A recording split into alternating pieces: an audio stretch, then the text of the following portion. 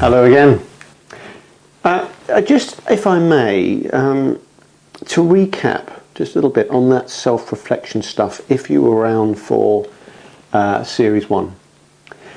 When we're thinking about self-reflection, if you recall that, and if you did listen to it, we were talking about using challenging questions, very rarely it's a challenging statement, to get someone to really go internal and to show all those signs of self-reflection, defocusing, no physical movement, no tics, no fidgeting, very, very, very quiet breath, sometimes relaxation in the neck, which may drop the head slightly, sometimes relaxation in the shoulders and the body and the spine, which led them to sink down very, very slightly sometimes. To notice that self-reflection. Important in coaching, because that type of silence, that type of self-reflection is what can get some of the people, some of the time, to those massive cathartic changes in understanding and in motivation and in commitment. And that's really what coaches are paid to do, very importantly, because they're the things that individuals are pretty much unable to do themselves. We're very rarely able to stretch ourselves, to challenge ourselves to that degree of discomfort, unless the world tends to make it a very ugly and unpleasant place to be and we have to face these things. And even then, that can take quite a long time to do. The other thing, of course, we mentioned Series 1 is feedback. So that's the other thing the coaches do, is to provide feedback when they see perhaps a limiting beliefs that are no longer useful, a sense of identity, a value judgment about self which isn't useful, you know, a funny handshake, an inability to communicate well or to mumble.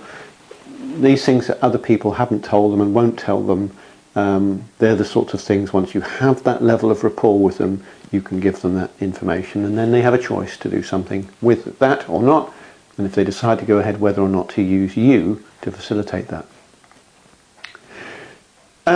The second thing I wanted to do, apart from recapping that from Series 1, is, because they are absolutely vital to coaching, is really to start with the statement that Tim Galway made at a conference a few years ago. At a coaching conference, he said that principles are more important than tools. And the tools or the models, the mechanisms and so forth that coaches use in order to try and question, challenge and create the self-reflection in the coachees so that they can move forward.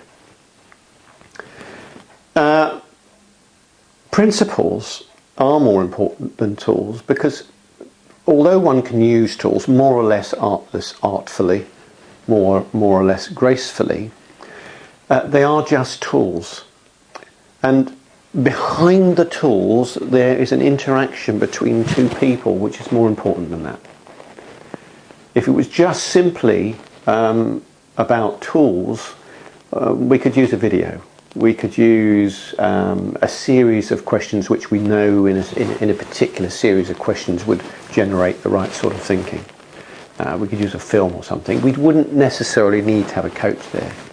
And the clear difference in impact that one coach can make more or less than another, and there are massive differences to the skills of coaches in doing this, seems to be less about the tools and models that they use, almost superfluous, the models and tools they use and how many they use, as to the principles that the coach brings with them. Now, those principles have to do with the mindset. They have to do with something which is very authentic about the coach and their beliefs and their values, about what they're there for and what the coachee can and cannot do for themselves. So that servant leadership mindset of the coach, to realise that they are only a servant in that relationship, to take their ego out of the relationship, to be present in the genius of the coachee rather than the genius of the coach.